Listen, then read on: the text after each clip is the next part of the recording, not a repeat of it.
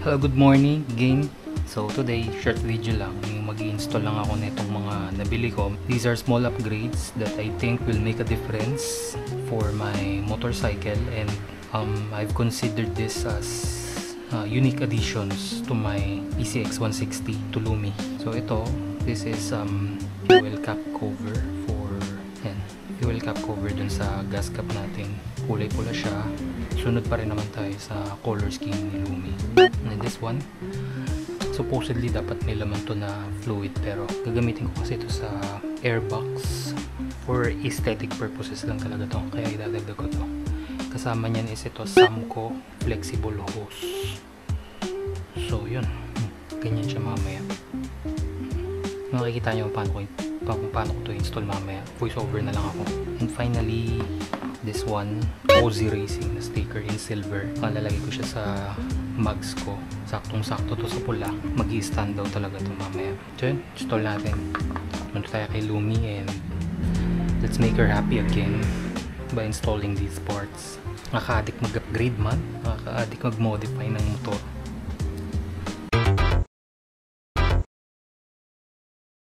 Alright, so for the installation ng ARM na reservoir, tanggalin lang natin existing na nabili ko rin sa Shopee, yung drain plugs.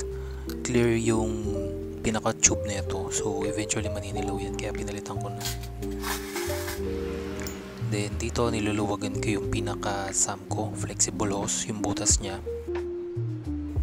para hindi tayo mahirapan mamaya pag suksok. Dito pa lang nahirapan na ako, sobrang liit kasi ng butas ng flexible hose, kaya kuha tayong pampadulas, WD-40. Spray lang dito sa tube tsaka dun sa flexible hose, and then yan, salpak na.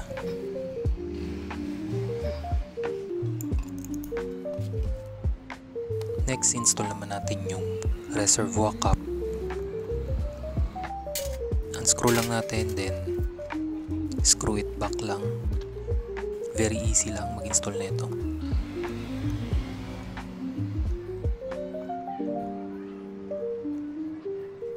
Yung pinaka-tube ng reservoir, medyo mahirap din ipasok yung flexible hose, so yan, nilagyan ko rin ng WD-40.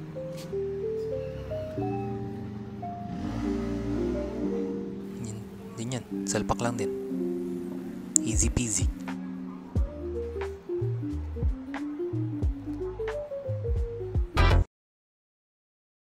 Next, yung yung fuel cap cover. Ito madali lang din install to. Tatanggal ka lang nung hexagonal na set screws. Sa piraso lang naman to eh. Suluwagan ko lang, then shoot ko lang yung pinaka takip ng gas tank ko. Then yan. Higpitan lang yung screw, then okay na siya.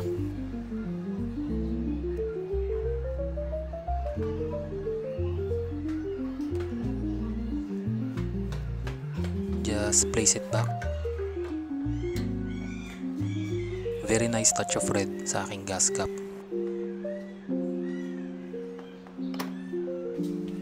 Picture lang saglit.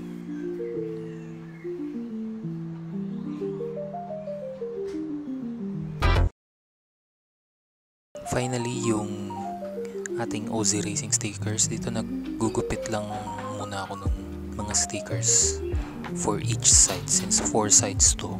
Yan, nire-ready ko lang yung aking mga stickers para diretso peel off na, and then ilalagay na lang.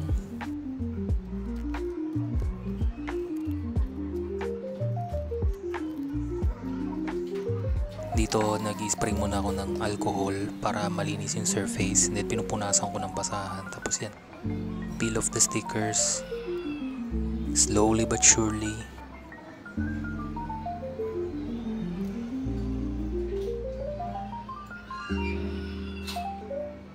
Pwesto lang sa rims.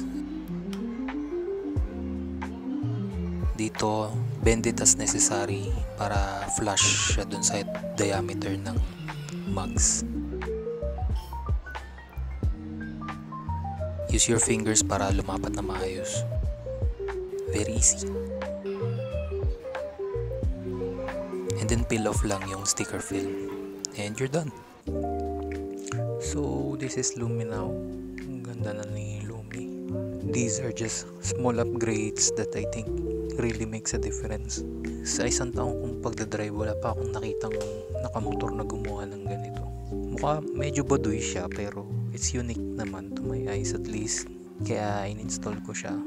This is the ARM reservoir to eh. Supposedly dapat nga may laman to, pero dito kasi kapag pinasukan ng tubig yung airbox natin, dito lalabas yung tubig. Dito sa left side, dito muna.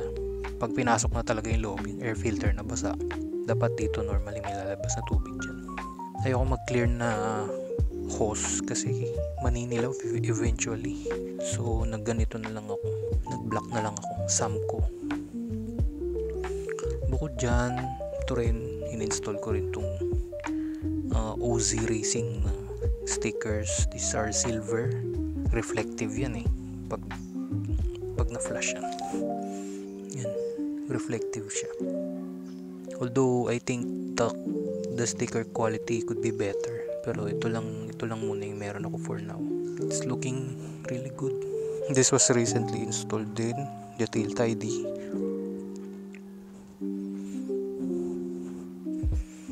Sa harap, OZ Racing din, yung sticker, ganda. Kakaroon na ng character yung motor. Other than that, yung huli kong in-install tong gas cap, fuel cap in color red siya. Yun lang, very minor upgrades, modification, pero itong mga bagay kasi na to, ito yung nagbibigay ng character sa motor. Hence, these are small upgrades or modifications that really makes a difference. Ganda from this view. Dilaw yung shock, suspension, tapos pula. Ganda ng color combination. Parang McDo.